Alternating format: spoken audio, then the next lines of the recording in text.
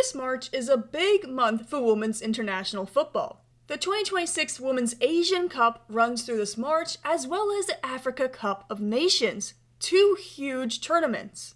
Okay, so post-edit note, the Confederation of African Football sucks, and the African Cup of Nations has been postponed despite starting in like 2 weeks.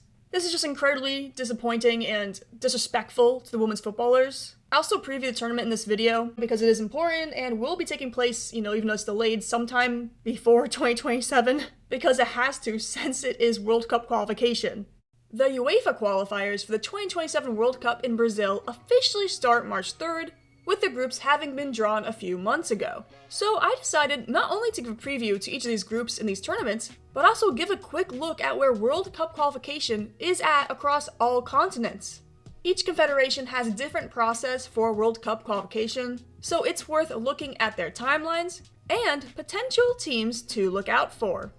Held this year in Australia, the 2026 AFC Women's Asian Cup starts March 1st and will run through the end of the month, meaning clubs that have players in the tournament will not have them for a long time. Poor Arsenal. World Cup qualification is through the results of this tournament. The 4 quarterfinal winners will qualify directly for the 2027 Women's World Cup, while the 4 losers of the quarterfinals play each other for an opportunity to be in the Interconfederation playoffs. In the Asian Cup, there are actually only 3 groups of 4. Group A consists of Australia, South Korea, Iran, and the Philippines. And all I can say here is rest in peace to Iran and the Philippines. As usual, Australia and South Korea are 2 of the favorites in this tournament. Now, the bad news for Australia?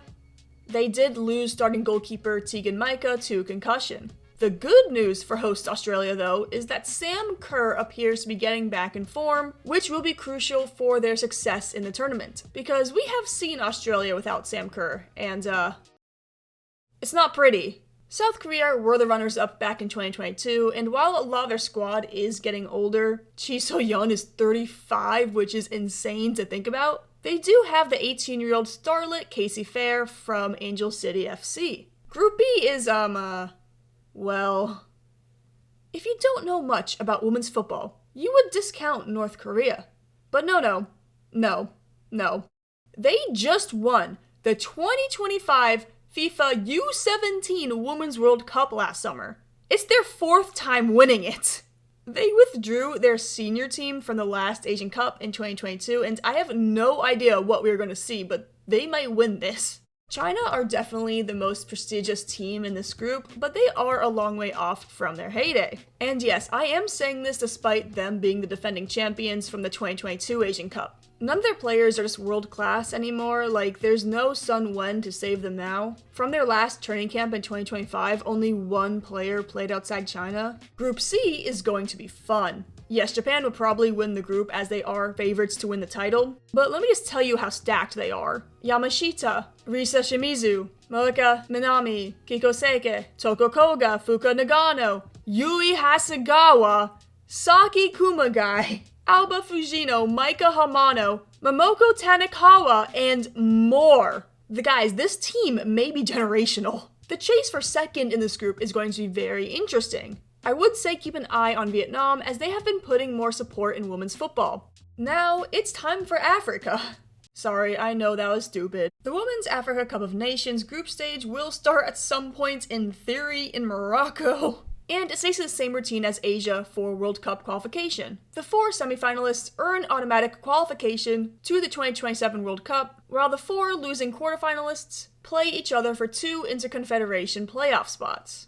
Group A has Morocco as the heavy favorites, led by Ait El Hajj, who you might recognize from the Club World Cup for ASFAR, and of course, Jelaine Chabak. South Africa are the favorites in Group B, led by star striker Thembi Kgatlana, who has been lighting up Mexico for Tigres. Ivory Coast is also a team to watch, of course being led by Washington Spirit star winger Rosamond Kouassi. And then Group C is just insane. It has 2 of the best teams in Africa, Nigeria and Zambia, as well as Egypt and Malawi. Nigeria won the last tournament this summer, coming back from 2-0 down in the second half against Morocco. The defending champions are, pretty stacked.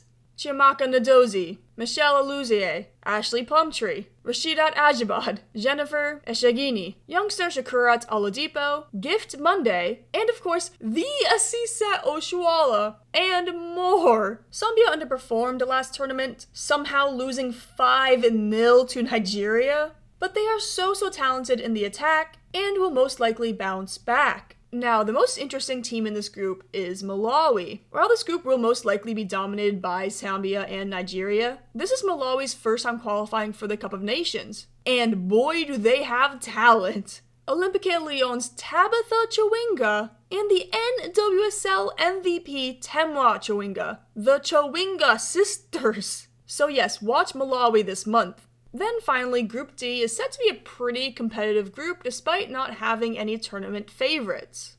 CONCACAF, North America, also has a major tournament this year. Qualification for the World Cup is through the 2026 CONCACAF Women's Championship this November. Exactly like the Cup of Nations and Asian Cup, 4 semifinalists in the tournament qualify automatically for the World Cup, while the 4 quarterfinal losers then play each other for 2 Interconfederation playoff spots. I can't keep saying this.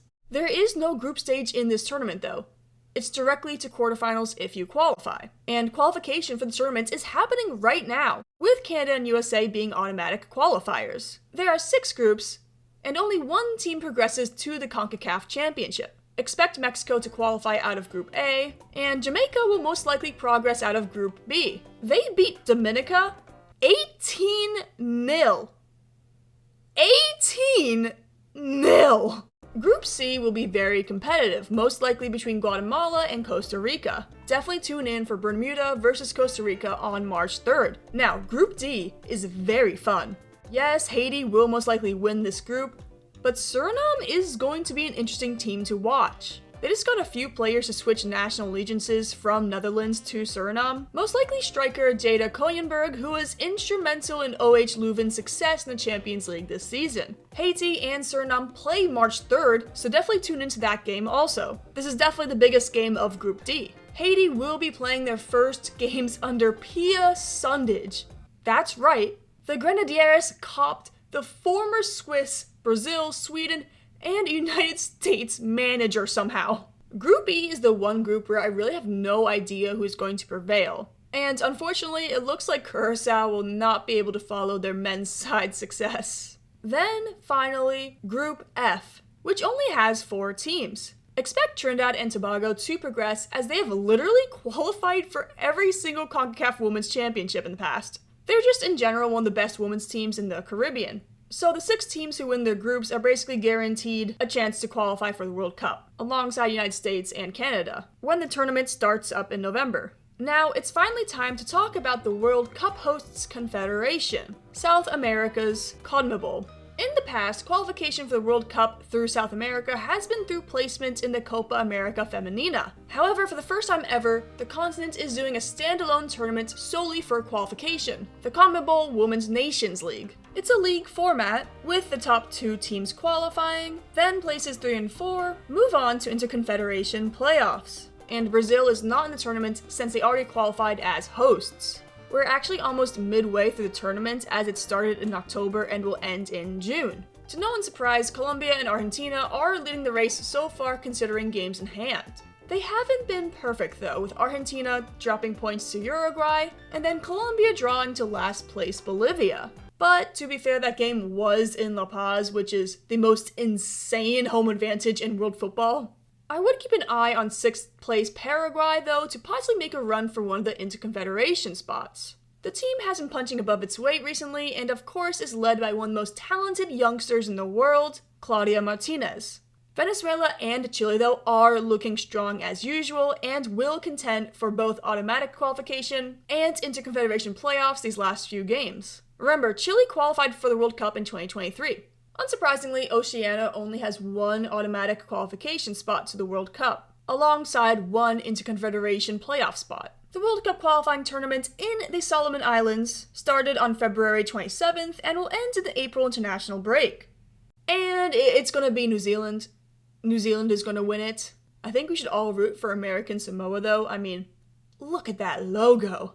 I believe in Morgan Patea. UEFA Women's World Cup qualification. The league stage starts this international window and goes on basically for forever. Like, there are so many rounds, oh my god.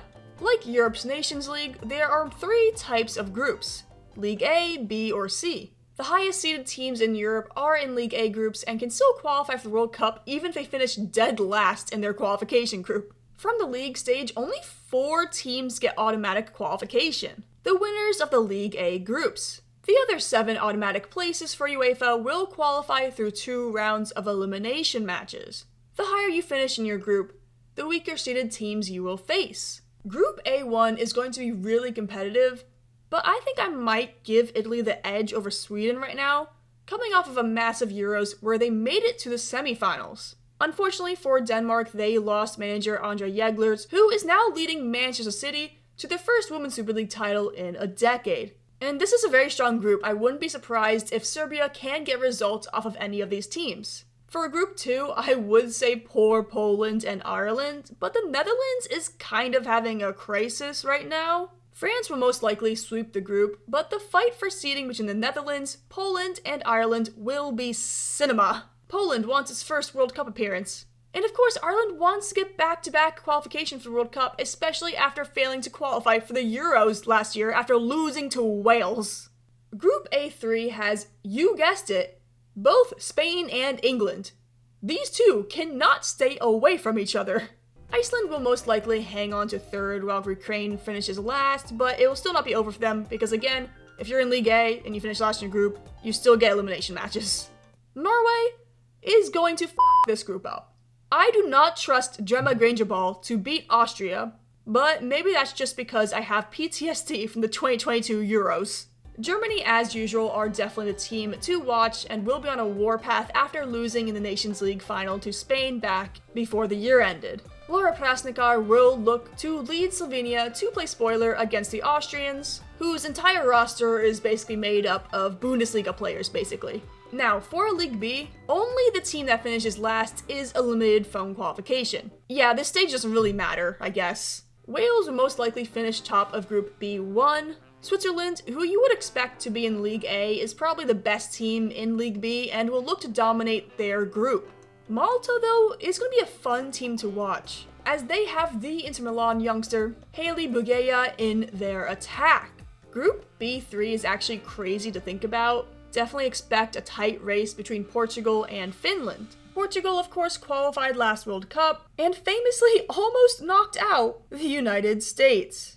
Meanwhile, Finland are still looking for their first World Cup berth. So Group 4 will basically just be a battle between Scotland and Belgium over who can shoot them Sorry, let me try that again.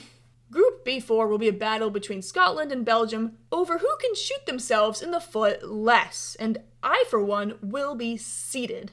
Only group winners and 2 runners-up from League C are guaranteed to advance to UEFA playoffs. As for teams to watch, pay attention to Kosovo in the group stage because they do have some talented players. Namely Captain Arleta Mehmeti, who plays for Frankfurt. Modesta Uka has also been a good creator this year for Austria Vitz in the Women's Europa League. Bosnia and Herzegovina are also a team to pay attention to when the UEFA playoffs come, as they will most likely win their group. They're just a really balanced team with players and clubs all over Europe. And deep breath, finally. We just covered every single continent and where the World Cup qualification stands as of right now. Remember, the Asian Cup and Africa Cup of Nations will be taking place this whole month and into April. Make sure to tune in. And now you know what the stakes are for World Cup qualification. Honestly, in my opinion, qualification through tournaments is kind of crazy, because if USA or Canada misstep in their first game this November, they will be competing for Interconfederation playoffs. So, who are you keeping an eye on through this process? Thank you guys so much for watching. A lot of work went into this video, so if you liked the video, leave a like, that would be amazing. Let me know if there's anything you want me to cover also. And I hope you enjoyed, and I'll see you later.